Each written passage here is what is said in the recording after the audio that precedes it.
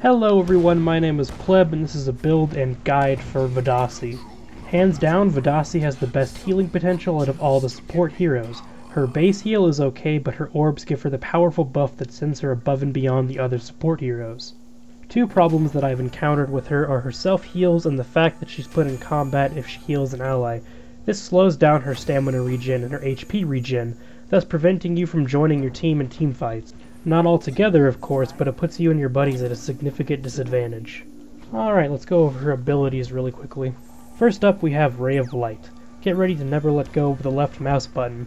Vadasi's Beam Heal heals allies for a total of 50 HP per second, unbuffed of course. Her next ability is called Smite. Without orbs, Vadasi's right mouse button attack doesn't do a whole lot of damage. With orbs, however, you're forced to be reckoned with, so long as you're with your team. Her third ability is called Divine Wind. Vadasi's Q heals herself for 120 HP over 3 seconds. Save this for when you really need it most. It can be the difference between life and death. Her fourth ability is Devotion. Vadasi's E sacrifices HP to create up to 3 orbs. Each orb increases her healing and damage by 100% for 3 seconds. The 100% boost stacks. The first orb costs 400 HP, then 150, and finally 100 HP. And her last ability, Sanctum of Faith. Vadasi's Focus ability grants a 90% damage resistance and a plus 25% to healing for 4, 6, or 8 seconds. Save this for those crucial team fights. This ability will allow your team to out-sustain the enemy in order to wound their guardian. Okay, those are her abilities. Let's move on to the build, but first here's a disclaimer. This is the build that I use. It's made for the playstyle I enjoy and the one that I find successful for me. If you hate it or find a better build, change it to something of your liking. Level 1, Another's Keeper. Focus.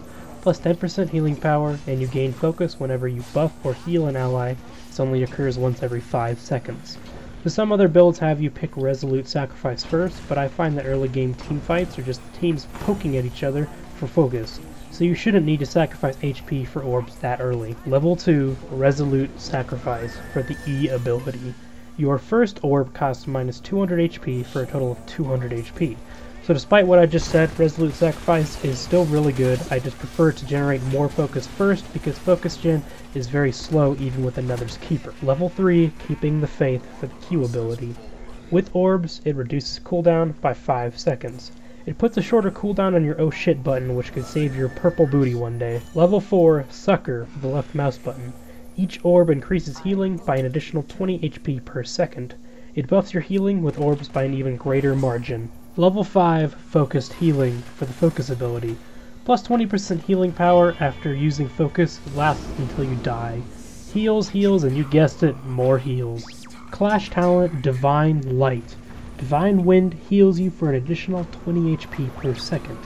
During Clash, additional healing on start. More self-healing is pretty great. Level 6, Sanctuary for the E ability. Allies near you gain plus 20 armor for 3 seconds. A good sustainability boost for when you're trying to keep multiple teammates alive. Level 7, Divine Fury for the Q ability. Gain plus 15% damage for 3 seconds. With orbs, gain plus 30% damage for 3 seconds.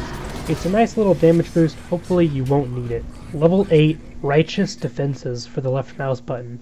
Healing with orbs gives plus 15 armor to targeted allies.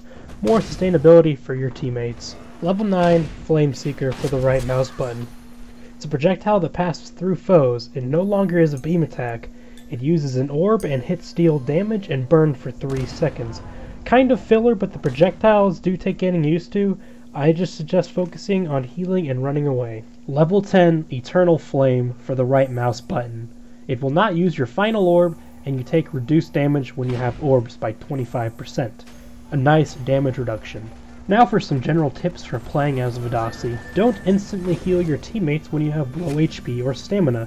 Take a second and let them regenerate. Play with big tanky heroes like Nasus or Margrave. If you have a Trip or Tito, switch to Sven or Voden so you can keep up with them. Ration your orbs and don't waste them all at once. All in all, Vadasi is the most powerful healer, but she does lack certain utilities like Voden and Sven's AoE healing or Sven's jump puddle. But she's still pretty damn good. If you liked the video, drop a like. If you noticed a mistake or you know something works better, comment. And if you want to see more gigantic content, please subscribe. Whichever way you go, I'll see you later.